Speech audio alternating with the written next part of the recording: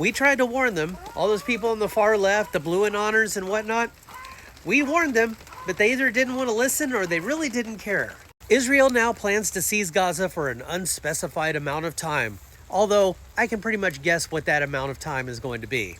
And we repeatedly warned them that this was going to happen if Trump got back into office, but they just didn't care. They said that Kamala was going to be just as bad. I don't think she would. I'm pretty sure there would be some diplomacy from the United States if this started to happen under her administration. Granted, both sides took money from AIPAC, but that does not mean that both sides would act the exact same when they got into office. And this is one of the main reasons why they wanted to ban TikTok, or AIPAC wanted to ban TikTok, because they didn't want us talking about this. The thing that bugs me the most about Israel is the fact that they have this built-in thing that protects them if you say anything bad about them. Because none of us have a problem with the people of Israel. We have a problem with the government of Israel. It would be like if we lived in Star Wars and we said, you know what, we do not like the Empire.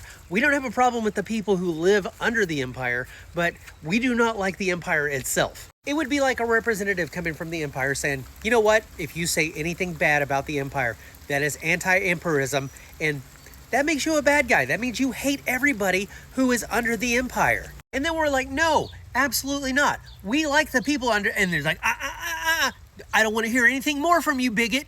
We're talking bad about the Empire. Hate crime, hate crime, hate crime. If we speak out against the governments of Saudi Arabia or Iran, that's not Islamophobia. That's just saying their governments are not good. They're authoritarian governments, and that needs to change. Because if you're going to paint a flag or a symbol on a Death Star and they're going to go around blowing up planets, that still makes them the bad guys. And just being opposed to the Death Star blowing up planets willy-nilly doesn't make you a bigot. It makes you a rebel. It seems like after the 1930s and we had that giant war, we said never again. This sort of thing should never happen again to anyone. But it seems like that specific government is trying to say, no. It's not supposed to ever happen to us again. Doesn't matter what happens to anybody else, but it's not happening to us again. And that's what most of us have a problem with. And I don't think that it would be the same if we had somebody from the left in office right now. Tell me I'm wrong. Not you, Blue Anon. We don't really need to hear what you think because we know it's not really that much different than the Red Hats.